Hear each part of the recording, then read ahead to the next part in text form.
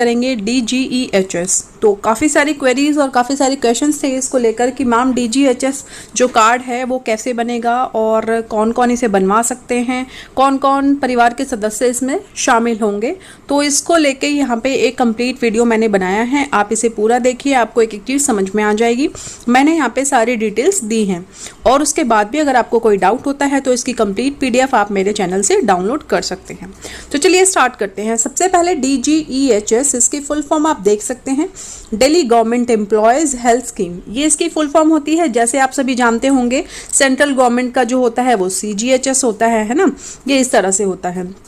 तो सबसे पहले कौन जो है वो इस कार्ड को बनवा सकते हैं, पहला प्रश्न तो यही उठता है कि भाई कौन कौन बनवा सकते हैं। तो दिल्ली सरकार के अंतर्गत कार्यरत सरकारी कर्मचारी व पेंशनधारी कर्मचारी, मतलब जो पेंशन जो रिटायर हो चुके हैं वो भी और जो अभी कार्यरत हैं वो भी सरकारी कर्मचारी जो दिल्ली सरकार के अंतर्गत आते हैं, GNCT के अंतर्गत आते हैं, वो सभी इससे लाभान्वित हो सकते हैं। यहाँ पे आप कार्ड की एक छोटी सी फोटो देख ही सकते हैं, ये मैंने आपको पहले भी दिखाई थी। तो इसके बाद सवाल उठता है कि कौन कौन परिवार के सदस्य जो हैं वो इस कार्ड में या इस स्कीम में शामिल हो सकते हैं। तो जैसे ही आप लोग, चाहे आप दिल्ली गवर्नमेंट टीचर की ज्वाइनिंग है आपकी या किसी और डिपार्टमेंट में आपने ज्वाइन किया है, जब आप ज्वाइन कर लेंगे तो वहाँ पे आपको एक फॉर्म फिल करना होता है, 3 पेजों का वो फॉर्म होता है। जब आप वो फॉर्म फिल कर लेंगे उसके बाद आप अपनी जो भी एड्रेस होगा आपका, ओके मान लीजिए आपका द्वारका या कुछ कोई और एड्रेस है, तो नियर बाय जो डिस्पेंसरी होगी वहाँ से आप उस फॉर्म को एक वहाँ जो भी एक डिस्पेंसरी आपको नियर बाय चाहिए वो आप वहाँ पे उसको फॉर्म को एक बार वहाँ से भी आप अटेस्ट करा के लेकर आएंगे और उसके बाद उसको सबमिट कराएंगे। देन आपका इस तरह से कार्ड जो है वो बन जाएगा। ओके, उसके बाद आप दिल्ली के जितने भी हॉस्पिटल हैं जो इस पैनल के अंतर्गत आते हैं, और जैसे कि मैंने आपको पहले भी बताया था कि जितने भी बड़े अस्पताल हैं, हॉस्पिटल्स हैं, वो लगभग सभी आजकल पैनल के अंतर्गत आते हैं और इसकी लिस्ट भी आपको मेरे चैनल पे मिल जाएगी, वहां से आप टेलीग्राम से आप इसको डाउनलोड कर सकते हैं। ओके, देन आपको इस तरह से कार्ड मिल जाएगा।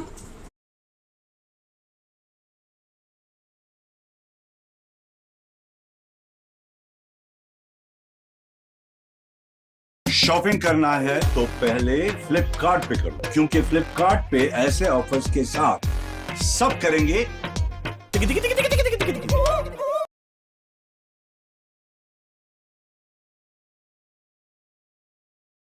आपको कभी भी जाना पड़ता है मान लीजिए हॉस्पिटल, वैसे तो ना ही जाना पड़े तो बहुत अच्छा है, पर फिर भी जो है वो कभी ना कभी ऐसा होता ही है, हम बीमार होते हैं या कोई और तकलीफ होती है तो हमें हॉस्पिटल जाना ही पड़ता है। तो जब भी आप जाते हैं आप इस कार्ड को वहाँ पे दिखाएंगे, इस कार्ड पे एक नंबर होता है, उसकी एंट्री वो करेंगे और आपके जो ऑटोमेटिक जो सबसे पहला फ़ायदा है, आपके जो जो रेट है वो ऑटोमेटिक कम हो जाते हैं। पहला फ़ायदा ये है आपका। दूसरा, आपके जितने भी जो भी आपका बिल बनता है, ठीक है, कंप्लीट मान लीजिए आपका 7-8 हज़ार रुपये का बिल बनता है, तो उसके बाद जब आप उसको रिम्बर्समेंट के लिए अपने डिपार्टमेंट या अपना जहाँ पे भी आप ज्वाइन करते हैं, जिस भी डिपार्टमेंट में जहाँ पे आप जॉब करते हैं वहाँ पे आप इसे लगाएंगे तो आपका 90% लगभग जो है वो आपका आ जाता है आपके अकाउंट में। ठीक है, तो ये एक मैंने आपको प्रक्रिया सी बता दी है कि क्या होता है, कैसे होता है। अब बात कर लेते हैं हम कि कौन कौन से सदस्य जो हैं वो हमारे इस पैनल में, या फिर जो हमारा परिवार के कौन कौन से सदस्य DGEHS कार्ड के अंतर्गत शामिल होंगे। तो बहुत ही इंपॉर्टेंट सवाल है। तो इसमें कुछ अलग अलग कैटेगरीज में आपको बता देती हूँ आसानी से समझने के लिए। ये मैंने बहुत आसान भाषा में लिखा हुआ है, इसके बाद जो मैं आपको दिखाऊंगी वो आपकी टेक्निकल लैंग्वेज होती है, वो है, आप उसको पढ़ लेना अच्छे से।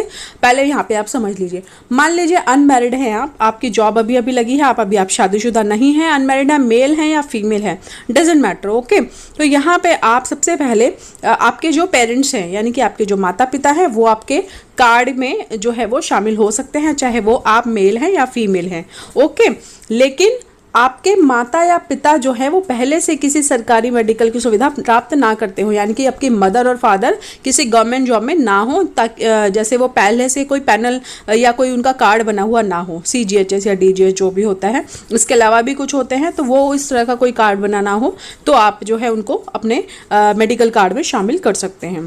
देन उसके बाद आते हैं आपके भाई बहन। ठीक है, भाई में आपका जो माइनर है भाई वो आपका शामिल होगा, और जो बहन है यानी कि जो सिस्टर है वो होगी अनमैरिड डिपेंडेंट सिस्टर। या तो वो अनमैरिड हो, ठीक है, शादीशुदा ना हो, या तो जब तक कि उसकी शादी नहीं हो जाती तब तक वो आपके कार्ड में शामिल रह सकती है, या फिर जब तक वो कमाना शुरू नहीं कर देती, या फिर इंडिपेंडेंट नहीं हो जाती, ठीक है। इसकी कोई एज लिमिट नहीं है, लेकिन जो भाई होते हैं उनका जो है आपका है 18 ईयर्स, 18 साल की उम्र तक वो आपके कार्ड में शामिल रह सकते हैं। उसके बाद ऑटोमेटिकली उनका नाम जो है वो वहाँ से आपको हटवाना पड़ेगा, ठीक है। ये तो हो गई बात जो है वो आप अनमैरिड हैं अगर तो। ओके अब बात कर लेते हैं हम मैरिड कैंडिडेट्स की। मान लीजिए मैरिड है, आप मेल हैं, ओके आप मैरिड मेल हैं, आप तो सबसे पहले आप अपने पेरेंट्स यानी कि माता पिता को उसमें शामिल कर सकते हैं। देन आपकी वाइफ स्पाउस जो भी है, ठीक है, आप उसको ऐड कर सकते हैं। आपके ये दो हो जाएंगे मेन।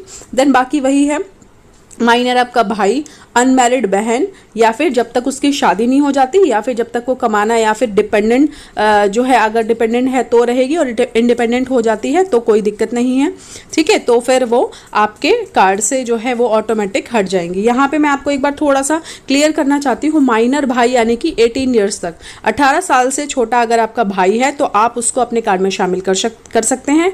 और जो आपकी बहन है, मान लीजिए वो 26 ईयर्स की है, ठीक है, और उसकी शादी नहीं हुई है, नो एज लिमिट्स, यानी कि अगर वो 26-27 साल तक भी उसकी शादी नहीं हुई है तब तक भी वो आपके कार्ड में शामिल रहेंगी, ओके। तो अगर या तो वो जॉब करना स्टार्ट उन्होंने कर दिया है या फिर उनकी शादी हो गई है तो फिर वो हट जाएंगे ऑटोमेटिक, ओके। देन आपका आ जाता है चिल्ड्रन यानी कि बच्चे हैं, अगर आपके शादीशुदा हैं और आपके बच्चे हैं तो बॉय जो है, लड़का, वो है 25 वर्ष की आयु तक, यानी कि 25 साल तक का जब तक आपका बच्चा नहीं हो जाता बॉय, ठीक है, तब तक वो आपके कार्ड में शामिल रह सकता है। और जो लड़की है वो शादी होने तक, यानी कि अगर आपका बॉय जो है, आपका लड़का है, वो 25 साल से ऊपर का है या फिर 25 साल तक की आयु का है तो आपके कार्ड में शामिल रह सकता है, ठीक है। या फिर उसने जॉब करना स्टार्ट कर दिया हो, ओके, यानी कि वो कमाना स्टार्ट कर दिया हो, कहीं जॉब स्टार्ट कर दी हो, तो भी वो जो है आपके कार्ड में शामिल फिर नहीं रहेगा। आशा है कि आपको समझ में आ रहा होगा जो मैं आपको समझा रही हूँ।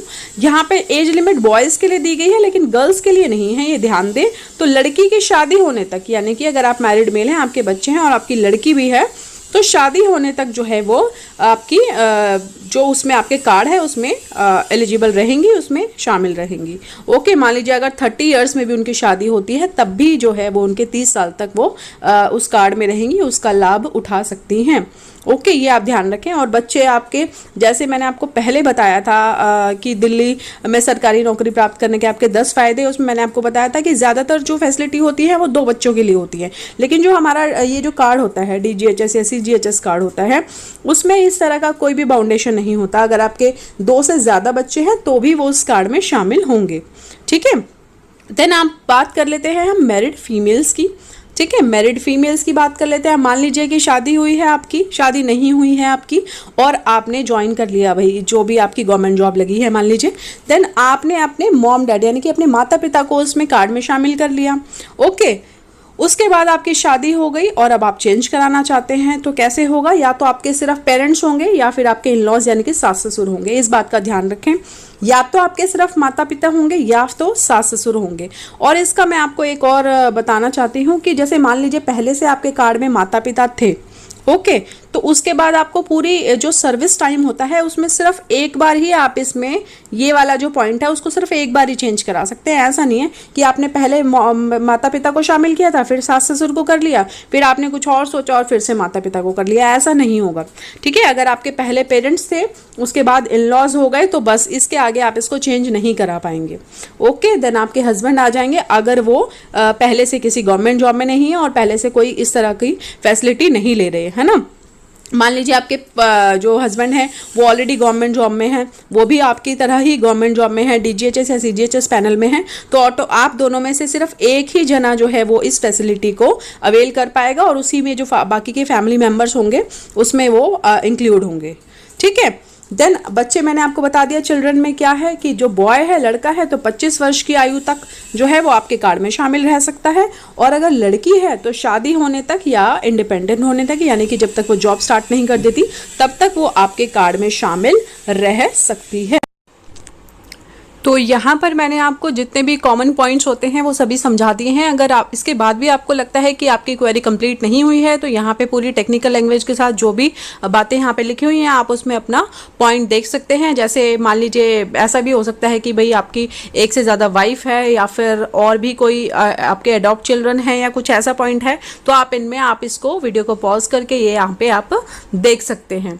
देन आप देखेंगे कि बिना किसी आयु सीमा के शारीरिक या मानसिक रूप से स्थायी विकलांगता से पीड़ित पुत्र वगैरह है, अगर पुत्र है या पुत्री है कोई है, तो इस तरह से वो कंप्लीट जो है लाइफ टाइम आपका उसमें ऐड रह सकता है। इस तरह के पॉइंट यहाँ पे आप लिखे हैं, इन्हें आप यहाँ पे देख सकते हैं ये। और इसके अलावा भी अगर आपको लगता है तो मैं इसकी कंप्लीट जो PDF है वो मैं अपने चैनल पे शेयर कर दूंगी, वहाँ से आप इसे डाउनलोड करके अच्छे से पढ़ सकते हैं।